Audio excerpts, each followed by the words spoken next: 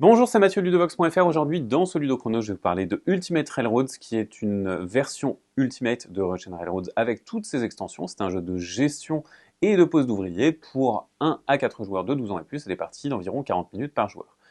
Dans ce jeu, vous allez retrouver tout Russian Railroads, mais aussi ses extensions. Je reviendrai sur les extensions à la fin de la vidéo. Ici, je vais vous présenter le module de base qui est Russian Railroads. Dans ce jeu, vous incarnez une compagnie ferroviaire qui va gérer 3 lignes, le Transsibérien, le Moscou-Saint-Pétersbourg et le Moscou-Kiev, et dans lequel vous allez essayer de faire prospérer ces 3 lignes pour marquer le plus de points de victoire. On va jouer en 6 ou 7 manches suivant le nombre de joueurs, et lors d'une manche, on va placer nos ouvriers sur le plateau principal pour réaliser des actions. On va réaliser des actions pour faire avancer nos rails, récupérer des locomotives, mais également développer notre industrie et ainsi essayer de créer notre propre scoring. Lorsque c'est votre tour de jouer, vous allez choisir un emplacement d'action libre et vous allez y placer le nombre d'ouvriers qui est indiqué pour réaliser l'action qui se trouve dans l'autre partie du cartouche. Ici, je vais faire avancer 2 rails de couleur beige une fois. Je peux même faire avancer le même rail 2 fois. Je pourrais par exemple faire ceci ou faire ça. Je vais faire ça, je débloque au passage un bonus qui est de récupérer des rails de couleur verte. Vous voyez qu'ici on a un ordre dans les rails, c'est très important.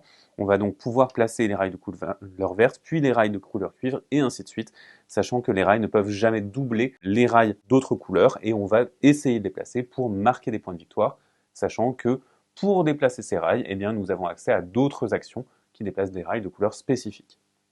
C'est la fin de mon tour, c'est au tour du joueur suivant. Le joueur suivant aurait bien réalisé cette action, il ne peut plus le faire, cette action est bloquée. Par contre, il va pouvoir réaliser cette action-ci pour tout simplement faire 3 déplacements de rail beige.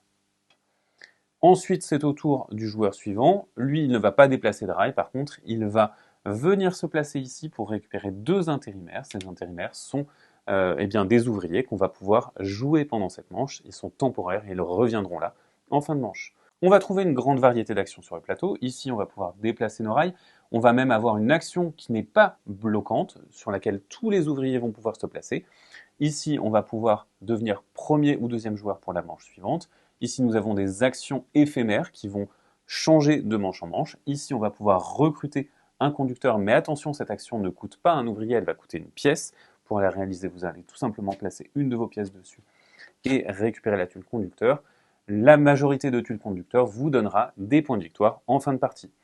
Ici, vous avez la possibilité de récupérer des pièces, de récupérer des x2 qui vont venir changer votre scoring. Et ici, vous allez pouvoir récupérer de nouvelles locomotives ou tuiles industrie.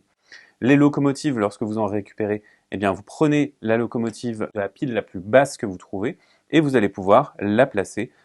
Et donc, par ligne, on va avoir une locomotive, sauf pour le Transsibérien, où on a 2 et où elles vont s'ajouter. Lorsque je récupère une locomotive et que je veux remplacer une des miennes, la locomotive remplacée, elle va être défaussée et placée face usine.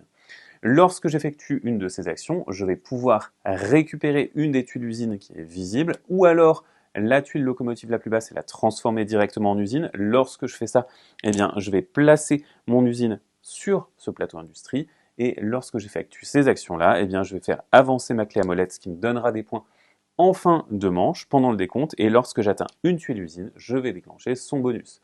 Donc non seulement les tuiles usines me permettent d'avancer sur cette piste, mais elles me permettent également de déclencher des bonus très intéressants. Une fois que je ne désire plus faire d'action ou que je ne peux plus faire d'action, je vais tout simplement passer, et une fois que tous les joueurs ont passé, la manche se termine, on va procéder à un décompte. On va décompter nos 3 lignes et notre piste industrie. Lorsque vous procédez à un décompte, vous allez évaluer les 3 lignes, et pour évaluer une ligne, vous allez regarder les locomotives qui sont sur cette ligne.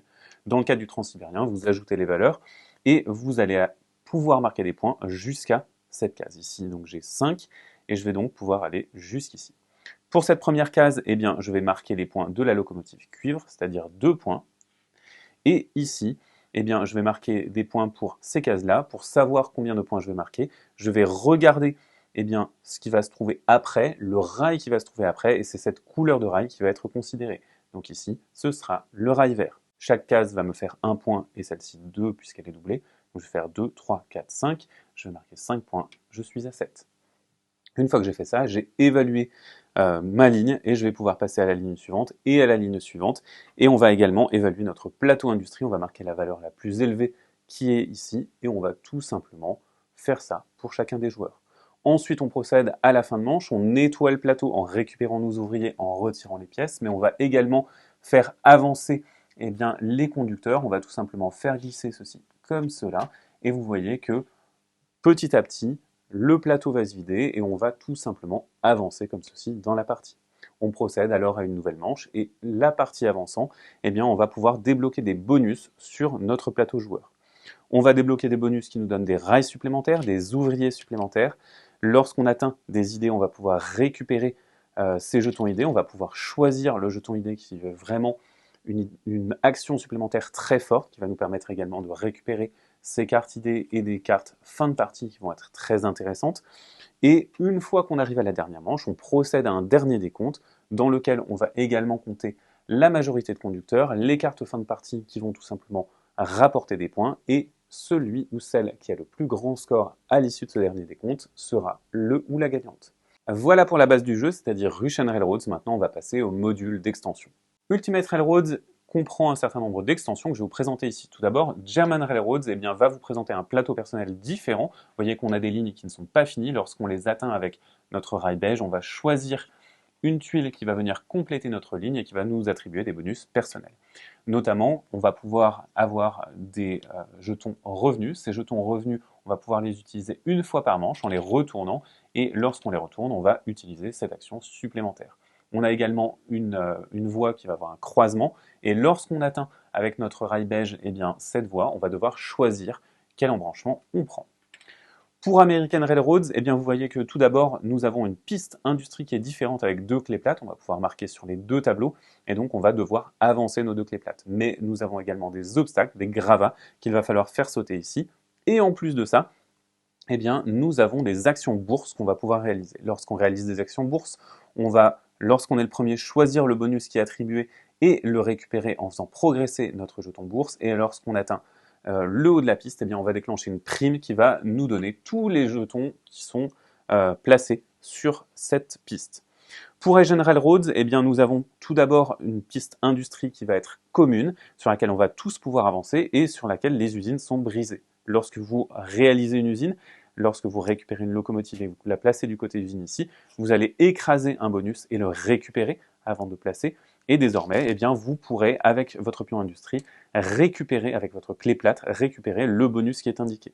De plus, on a des spécificités sur ce plateau, notamment, vous voyez que ici, nous avons des locomotives à réparer. Il va falloir faire des actions spécifiques pour enlever ces pions ici, et vous allez avoir une extension de ligne, donc réparer cette ligne pour la rendre beaucoup plus glorieuse. Nous allons avoir un module charbon qui va vous donner une nouvelle ressource, le charbon que vous allez pouvoir utiliser. Vous voyez qu'on a accès à de nouvelles actions et lorsque vous utilisez ces actions, vous allez récupérer ces jetons qui valorisent des locomotives. On a un module idée spéciale avec des cartes idées spéciales et nous avons également un mode solo qui va vous permettre de jouer tout seul.